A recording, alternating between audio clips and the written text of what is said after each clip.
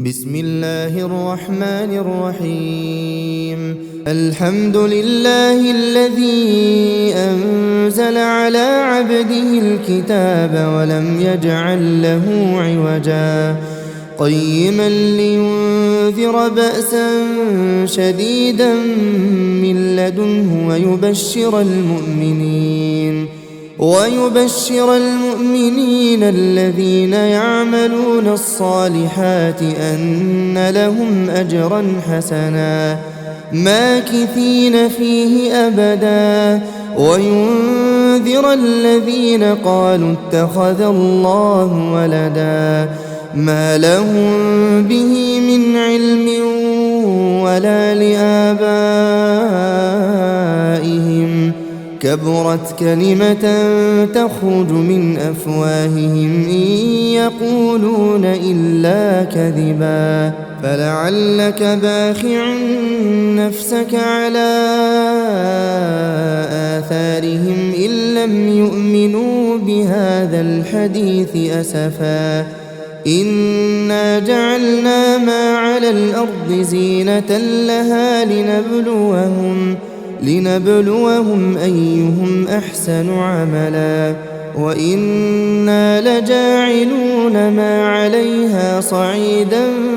جرزا أم حسبت أن أصحاب الكهف والرقيم كانوا من آياتنا عجبا إذ أوى الفتية إلى الكهف فقالوا ربنا آتنا من لدنك رحمة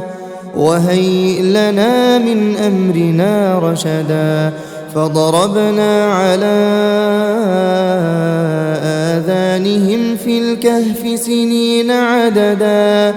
ثم بعثناهم لنعلم أي الحزبين أحصى لما لبثوا أمدا نحن نقص عليك نبأهم بالحق إنهم فتية آمنوا بربهم وزدناهم هدى وربطنا على قلوبهم إذ قاموا فقالوا ربنا رب السماوات والأرض لن ندعو من دونه إلها لقد قلنا إذا شططا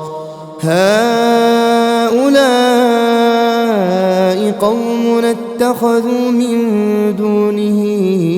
آلهة لولا يأتون عليهم بسلطان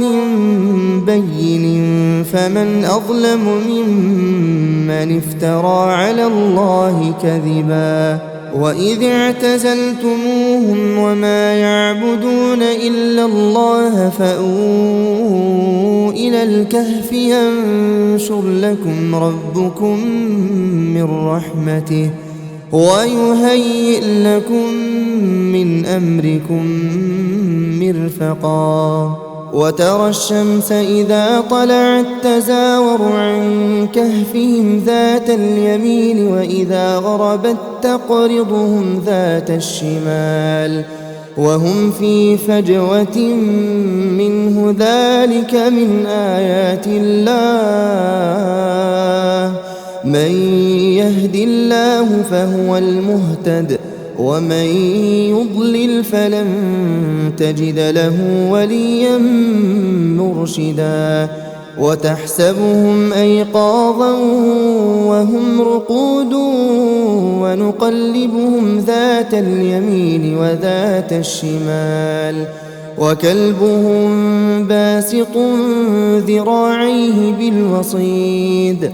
لو اطلعت عليهم لوليت منهم فرارا ولملئت منهم رعبا وكذلك بعثناهم ليتساءلوا بينهم قال قائل منهم كم لبثتم قالوا لبثنا يوما أو بعض يوم قالوا ربكم أعلم بما لبثتم فابعثوا أحدكم بورقكم هذه إلى المدينة فلينظر أيها أزكى طعاما فليأتكم برزق منه وليتلطف ولا يشعرن بكم أحدا إنهم إن يظهروا عليكم يرجموكم أو يعيدوكم في ملتهم ولن تفلحوا إذا أبدا وكذلك أعثرنا عليهم ليعلموا أن وعد الله حق وأن الساعة لا ريب فيها إذ يتنازعون بينهم أمرهم فقالوا بنوا عليهم بنيانا ربهم أعلم بهم قال الذين غلبوا على أمرهم لنتخذن عليهم مسجدا سيقولون ثلاثة رابعهم كلبهم ويقولون خمسة سادسهم كلبهم رجما بالغيب ويقولون سبعة وثامنهم كلبهم قل ربي أعلم بعدتهم ما يعلمهم إلا قليل فلا تمار فيهم إلا مراء ظاهرا ولا تستفت فيهم منهم أحدا ولا تقولن لشيء إني فاعل ذلك غدا إلا أن يشاء الله واذكر ربك إذا نسيت وقل عسى أن يهديني ربي لأقرب من هذا رشدا ولبثوا في كهفهم 300 سنين وازدادوا 9 قل الله أعلم بما لبثوا له غيب السماوات والأرض أبصر به وأسمع ما لهم من دونه من ولي ولا يشرك في حكمه أحدا واتل ما أوحي إليك من كتاب ربك لا مبدل لكلماته ولن تجد من دونه ملتحدا واصبر نفسك مع الذين يدعون ربهم بالغداة والعشي يريدون وجهه ولا تعد عيناك عنهم تريد زينة الحياة الدنيا ولا تطع من أغفلنا قلبه عن ذكرنا واتبع هواه وكان أمره فرطا وقل الحق من ربكم فمن شاء فليؤمن ومن شاء فليكفر إنا أعتدنا للظالمين نارا أحاط بهم سرادقها وإن يستغيثوا يغاثوا بماء كالمهل يشوي الوجوه بئس الشراب وساءت مرتفقا إن الذين آمنوا وعملوا الصالحات إنا لا نضيع أجر من أحسن عملا أولئك لهم جنات عدن تجري من تحتهم الأنهار يحلون فيها من أساور من ذهب ويلبسون ثيابا خضرا من سندس واستبرق متكئين فيها على الأرائك نعم الثواب وحسنت مرتفقا. واضرب لهم مثلا الرجلين جعلنا لأحدهما جنتين من أعناب وحففناهما بنخل وجعلنا بينهما زرعا كلتا الجنتين آتت أكلها ولم تظلم منه شيئا وفجرنا خلالهما نهرا. وكان له ثمر فقال لصاحبه وهو يحاوره أنا أكثر منك مالا وأعز نفرا. ودخل جنته وهو ظالم لنفسه قال ما أظن أن تبيد هذه أبدا وما أظن الساعة قائمة ولئن رددت إلى ربي لأجدن خيرا منها منقلبا. قال له صاحبه وهو يحاوره أكفرت بالذي خلقك من تراب ثم من نطفة ثم سواك رجلا لكن هو الله ربي ولا أشرك بربي أحدا. ولولا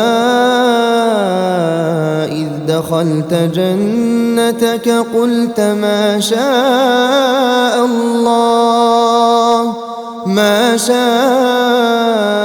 الله لا قوة إلا بالله إن ترني أنا أقل منك مالا وولدا فعسى ربي أن يؤتيني خيرا من جنتك ويرسل عليها حسبانا من السماء فتصبح صعيدا زلقا أو يصبح ماؤها غورا فلن تستطيع له طلبا. وأحيط بثمره فأصبح يقلب كفيه على ما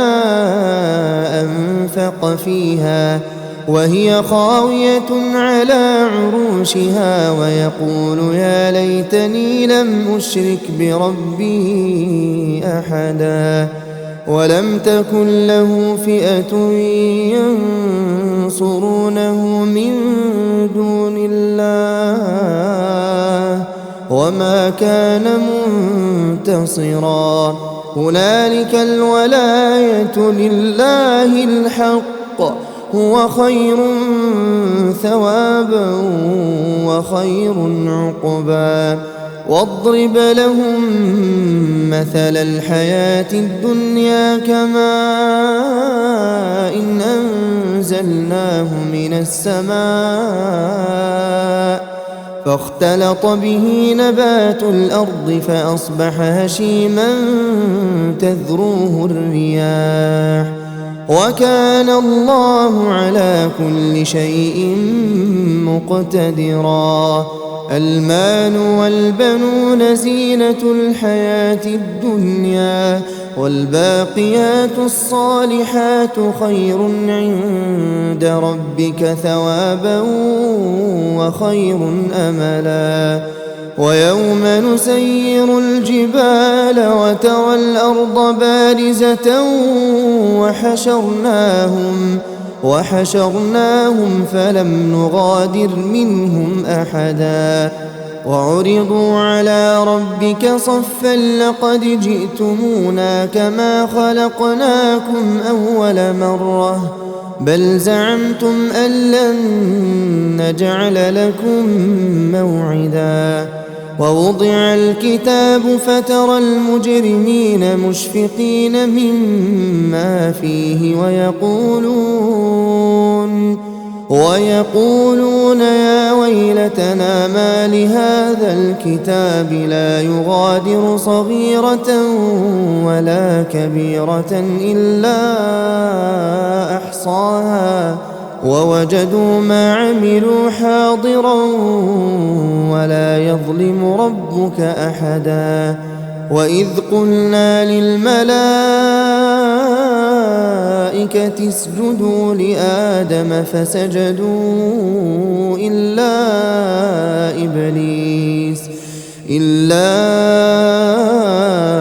إبليس كان من الجن ففسق عن أمر ربه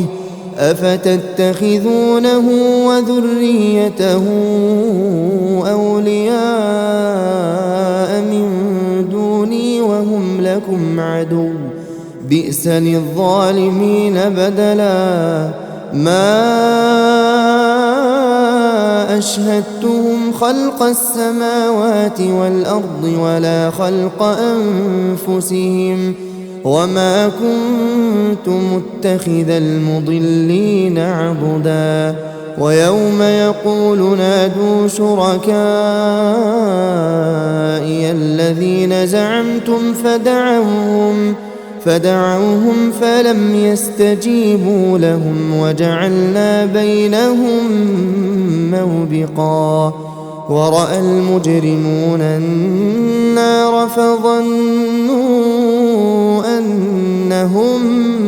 مواقعوها ولم يجدوا عنها مصرفا ولقد صرفنا في هذا القرآن للناس من كل مثل وكان الإنسان أكثر شيء جدلا وما منع الناس أن يؤمنوا إذ جاءهم الهدى ويستغفروا ربهم إلا أن تأتيهم سنة الأولين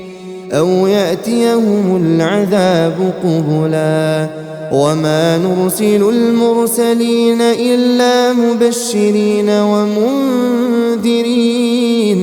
ويجادل الذين كفروا بالباطل ليدحضوا به الحق واتخذوا آياتي وما أنذروا هزوا ومن أظلم ممن ذكر بآيات ربه فأعرض عنها ونسي ما قدمت يداه إنا جعلنا على قلوبهم أكنة أن يفقهوه وفي آذانهم وقرا وإن تدعهم إلى الهدى فلن يهتدوا إذا أبدا وربك الغفور ذو الرحمة لو يؤاخذهم بما كسبوا لعجل لهم العذاب بل لهم موعد لن يجدوا من دونه موئلا وتلك القرى أهلكناهم لما ظلموا وجعلنا لمهلكهم موعدا وإذ قال موسى لفتاه لا أبرح حتى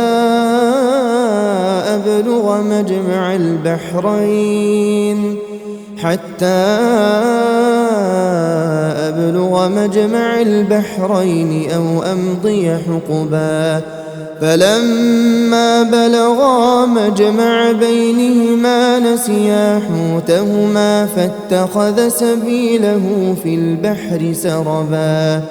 فلما جاوزا قال لفتاه آتنا غداءنا لقد لقينا من سفرنا هذا نصبا قال أرأيت إذ أوينا إلى الصخرة فإني نسيت الحوت وما أنسانيه إلا الشيطان أن أذكره واتخذ سبيله في البحر عجبا قال ذلك ما كنا نبغي فارتدا على آثارهما قصصا فوجدا عبدا من عبادنا آتيناه رحمة من عندنا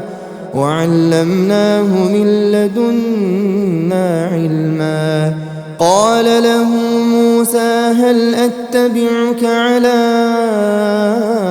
أن تعلمني مما علمت رشدا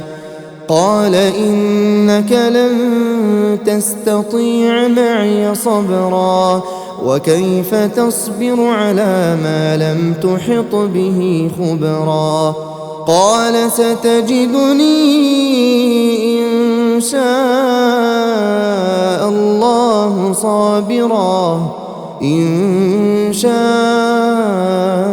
الله صابرا ولا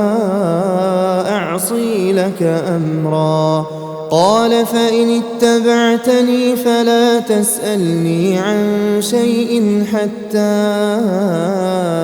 أحدث لك منه ذكرا فانطلقا حتى إذا ركبا في السفينة خرقها قال أخرقتها لتغرق أهلها لقد جئت شيئا إمرا قال ألم أقل إنك لن تستطيع معي صبرا قال لا تؤاخذني بما نسيت ولا ترهقني من أمري عسرا فانطلقا حتى إذا لقيا غلاما فقتله قال أقتلت نفسا زكية بغير نفس لقد جئت شيئا نكرا قال ألم أقل لك إنك لن تستطيع معي صبرا قال إن سألتك عن شيء بعدها فلا تصاحبني قد بلغت من لدني عذرا فانطلقا حتى إذا أتيا أهل قرية استطعما أهلها فأبوا أن يضيفوهما فوجدا فيها جدارا يريد أن ينقض فأقامه قال لو شئت لاتخذت عليه أجرا قال هذا فراق بيني وبينك سأنبئك بتأويل ما لم تستطع عليه صبرا أما السفينة فكانت لمساكين يعملون في البحر فأردت أن أعيبها وكان وراءهم ملك يأخذ كل سفينة غصبا وأما الغلام فكان أبواه مؤمنين فخشينا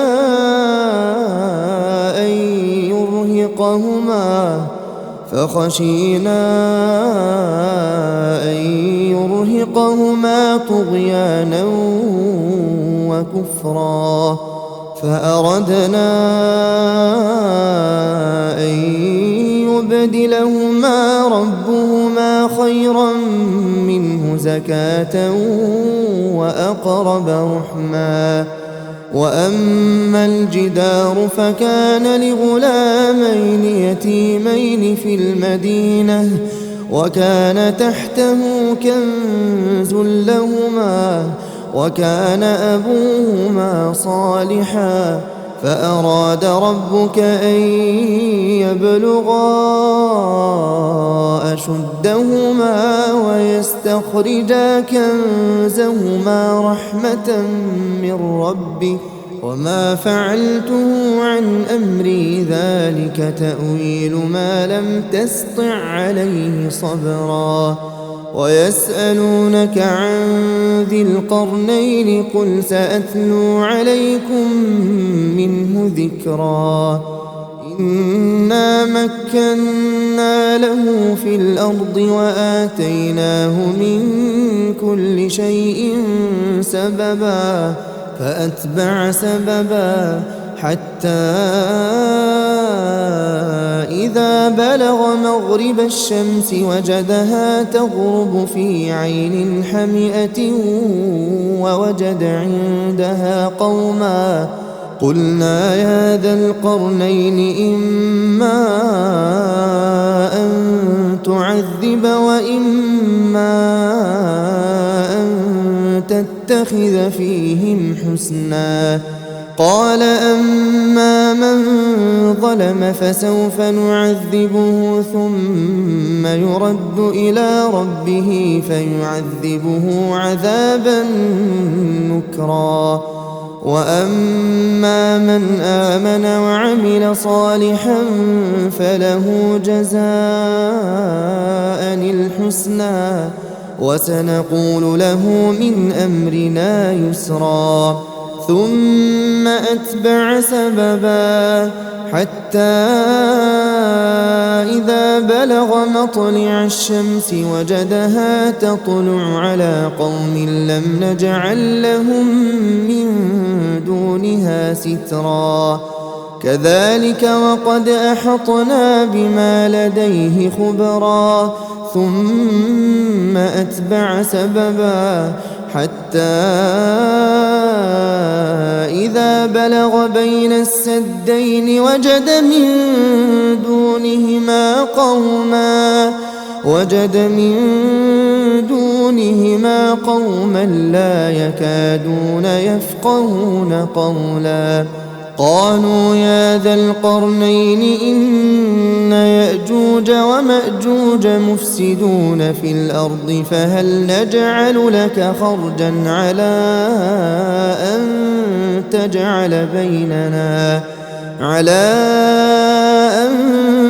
تجعل بيننا وبينهم سدا قال ما مكني فيه ربي خير فأعينوني بقوة أجعل بينكم وبينهم ردما آتوني زبر الحديد حتى إذا ساوى بين الصدفين قال انفخوا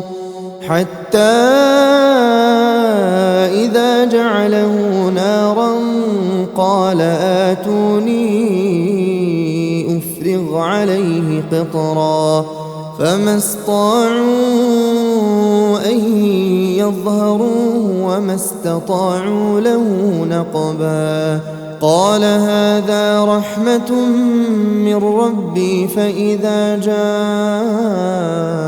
وعد ربي جعله دكاء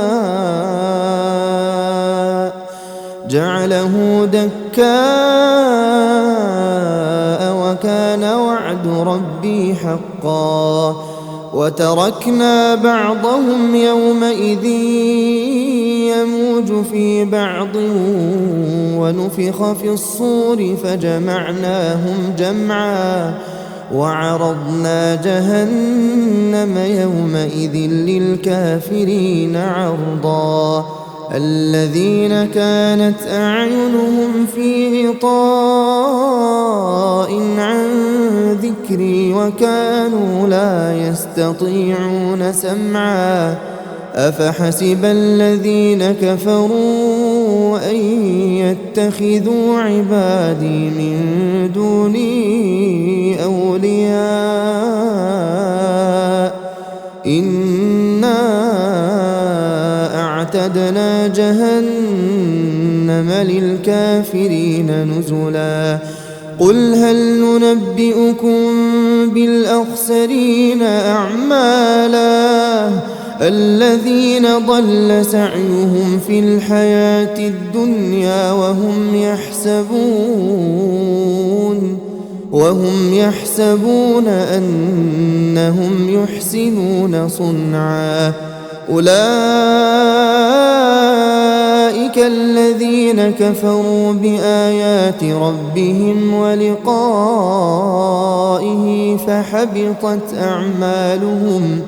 فحبطت أعمالهم فلا نقيم لهم يوم القيامة وزنا ذلك جزاؤهم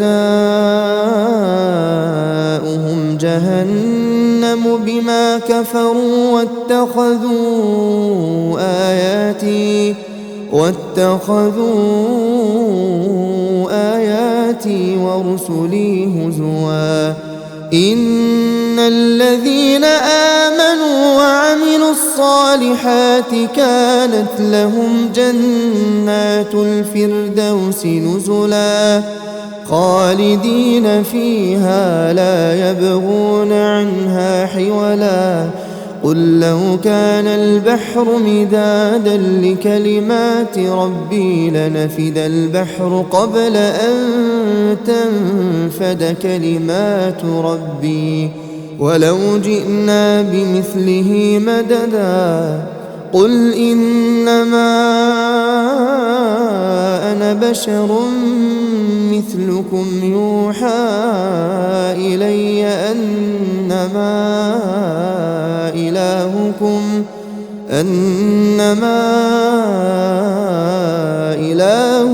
إله واحد فمن كان يرجو لقاء ربه فليعمل عملا